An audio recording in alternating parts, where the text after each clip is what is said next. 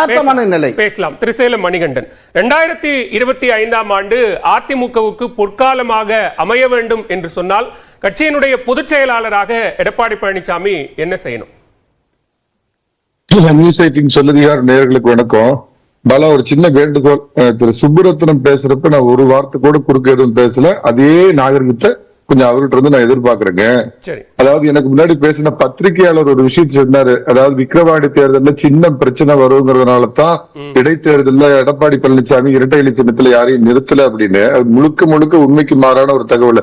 அதுக்கு முன்னாடி நடந்த பாராளுமன்ற தேர்தல்ல அனைத்து இடங்கள்லயும் இரட்டை இலை சின்னத்துல வேட்பாளர்கள் போட்டியிட்டப்ப என்ன மாற்றம் வந்தது? விக்கிரவாண்டிக்குல வந்து அவர் பயந்து சின்னத்துல ஏதாவது பிரச்சனை வந்துருவான்னு பயந்து புறமுதுகிட்டு ஓட வேண்டிய அவசியம் எதுவுமே இல்லை. அதனால அது ஒரு உண்மைக்கு மாறான தகவல். எனக்கு முன்னாடி திரு பன்னீர்செல்வத்துக்கு ஆதரவா பேச வந்த சுப்புரத்னம் சொன்னாரு, நீங்களும் சொன்னீங்க சார், அதிமுகங்கிற இன்ஸ்டிடியூஷனுக்கும் 3 இண்டிவிஜுவலுக்கும் நடக்கிற பிரச்சனை இது. அவங்க 3 பேரும் 3 இண்டிவிஜுவல்ஸ்.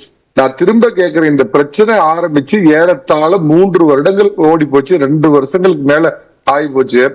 ஒரு பொதுக்குழு உறுப்பினர்களோ இல்ல கட்சியுடைய மாவட்ட செயலரோ யாரோ திரு எடப்பாடி பழனிசாமி பக்கம் இருந்து எதிர்த்தரப்புக்கு போயிருக்காங்களா? ஆனா இவங்க பக்கம் இருந்த புகழேந்தி, ஜேசிடி பிரபாகரன் மாதிரி விரல் விட்டு எண்ணக்கூடியவங்க இவங்க பின்னாடி இருக்காங்களா? இவங்க எப்படி சார் ஒரு அமைப்புன்னு சொல்ல முடியும்? இவங்க ஒரு 3 இண்டிவிஜுவல்ஸ். அதே மாதிரி இன்னைக்கு தேர்தல் ஆணையத்திலும் அதிமுக உரிமை மீட்பு குழுவினோ அல்லது உரிமை மீட்பதற்கான ஒரு குழு நடத்தி அந்த குழுக்களை மூலமா ஒருங்கிணைக்கிறது அப்படின்னு சொல்றாங்க.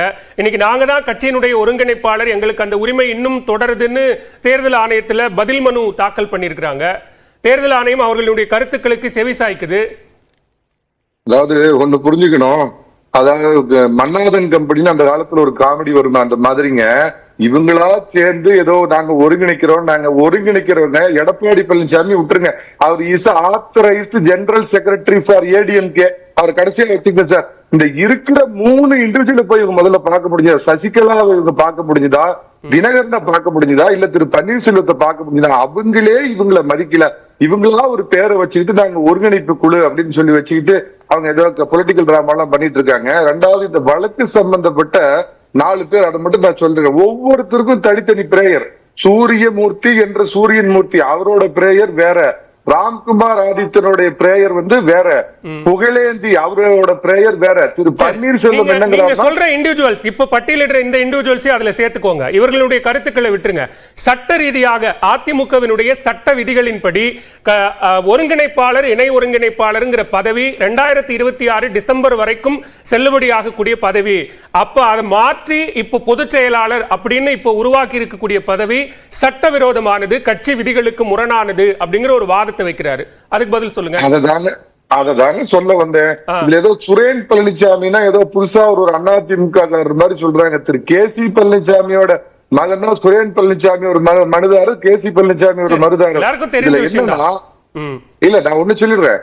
கேசி பழனிசாமி என்ன சொல்றாருன்னா, திரு பன்னீர்செல்வமும் எடப்பாடி பழனிசாமியும் தேர்ந்தெடுக்கப்பட்டதே செல்லாதுன்னு அவரு கண்டென்ட்.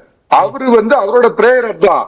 ஆனா பன்னீர்செல்வம் என்ன சொல்றாருன்னா, டிசம்பர் 2021 ஒருங்கிணைப்பாளராக நான் தேர்ந்தெடுக்கப்பட்டேன், என்னோட இது செல்லுன்னு அவருடைய பிரேயர். அததான் சொல்ல வரேன்.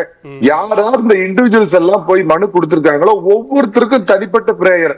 ஆனா ஒரு விஷயத்துல ஒத்த கருத்தோட இருக்கிறாங்க. ஏதாவது ஒண்ணு பண்ணி அதிமுகவோட இலை சின்னத்தை முடக்கணும் அப்படிங்கிற அந்த சதி திட்டத்துல எல்லாம் ஒருங்கிணைஞ்சிருக்கிறாங்க. ஒரு கேள்வி எழுப்பினார் திரு மணிகண்டன். இப்போ 2025 அதிமுகவுக்கு பொற்காலமா மாறணும்னா எடப்பாடி பழனிசாமி என்ன பண்ணணும்?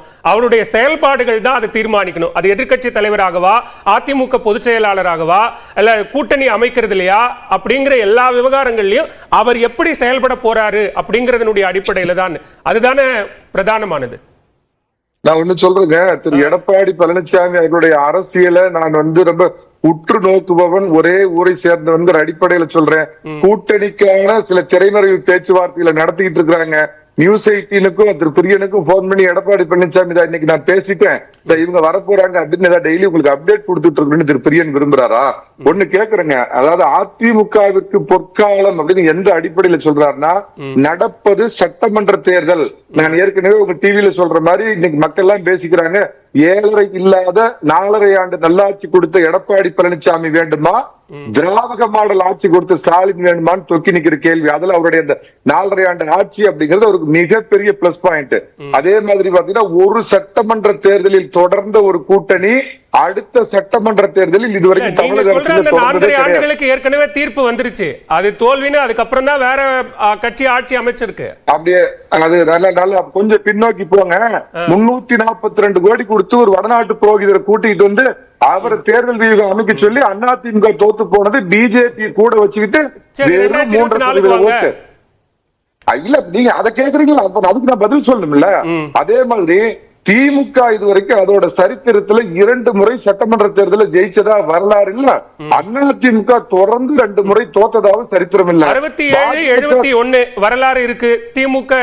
நான் சொல் அண்ணாதுரை அவர்கள் மறைந்து போனதுக்கு அப்புறம் கருணாநிதி வந்தார். நான் சொல்றது கருணாநிதி திமுக சொல்ற கருணாநிதி திமுக கட்சி எம்ஜிஆர் அதிமுக ஜெயலலிதா அதிமுக அப்படின்னு அவரு 2.5 சார் திரு அண்ணாதுரை அவர்கள் 2.5 ஆண்டுகள்ல வந்து மறைஞ்சு போயிட்டாரு. அதுக்கப்புறம் அந்த தேர்தல் ஜெயிச்சார். திரு கருணாநிதி தலைமையிலயோ இப்ப இருக்கிற ஸ்டாலின் தலைமையிலயோ தொடர்ந்து 2 முறை வெற்றி பெற்றதில்லை. போதுங்களா? நான் இப்படி சொன்னா உங்களுக்கு புரியுதா? உங்களுக்கு தெளிவா? அதே மாதிரி அதிமுக இதுவரை 2 தடவை தொடர்ந்து தோத்ததா சரித்திரமும் இல்ல. இதெல்லாம் வச்சுக்கிட்டு தான் நிச்சயமா ஒரு முக்கியமா ஒரு பாயிண்ட், பாஜக அப்படிங்கிற கட்சி இன்னைக்கு கூட்டணியில் இல்லைங்கிறப்ப கூட்டணி கதவுகள் எல்லோருக்கும் திறந்திருக்கிற அப்படிங்கிற ஒரு மிகப்பெரிய பாசிட்டிவ் பாயிண்ட் இவ்வளவும் இருக்கிறதுனால தான் அவர் சொல்றாரு நாங்க ஒரு பொற்கால ஆட்சி கொடுப்போம். ஒன்னே ஒண்ணு கேக்குறேங்க, எல்லாரும் 26 சட்டமன்ற தேர்தலை போக்கஸ் பண்ணும்போது இல்ல 26ன்னு பேசும்போது 25 பொற்காலமா அமையும் அப்படின்னு சொல்றதுக்கு பின்னாடி ஏதாவது ரகசியம் இருக்கா? ஆமா, இப்ப பாத்தீங்கன்னா போராட்டங்கள் ஏற்கனவே நடத்திட்டு இருந்தாங்க. அது முழு வீரியத்தோட எப்பயுமே எதிர்கட்சிகள் எல்லாமே 4 ஆண்டுகள் பாத்தீங்கன்னா ஒரு மோட்ல இருப்பாங்க. ஒரு லெவலுக்கு தான் போராட்டங்கள் எடுத்து போராடுவாங்க.